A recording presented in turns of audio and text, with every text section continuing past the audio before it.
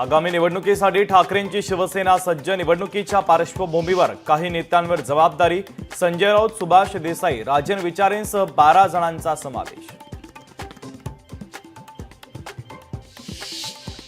भारताचे नवे सरन्यायाधीश भूषण गवई यांचा भव्य सत्कार। बार काउन्सिल ऑफ महाराष्ट्र आणि गोवाच्या वतीने त्यांचा सत्कार।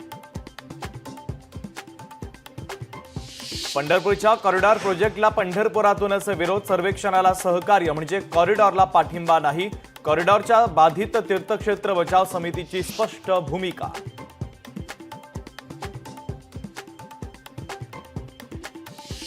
कोरोनानंतर भारतीयांचं आयुर्मान एका वर्षानं घटलं। इंटरनॅशनल इन्स्टिट्यूट ऑफ पॉप्युलेशन स्टडीजचा महत्त्वाचा निष्कर्ष।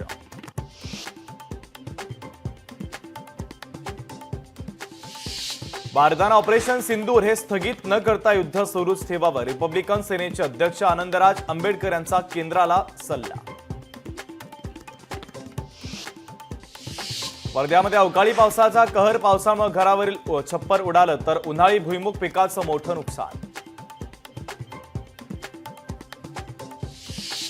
वाशिम जिल्ह्यामध्ये कृषी विभागाकडून खरीप हंगामाची तयारी युद्धपातळीवर सुरू। 83,110 क्विंटल बियाण्यांच्या मागणीची नोंद।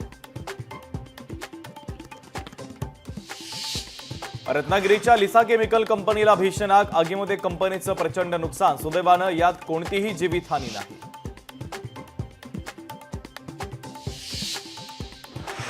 वाशिमच्या मालेगाव पोलिसांकडून गांजा विक्री प्रकरणामध्ये मोठी कारवाई। 2 आरोपींना अटक। 74,000 रुपयांचा मुद्देमाल जप्त।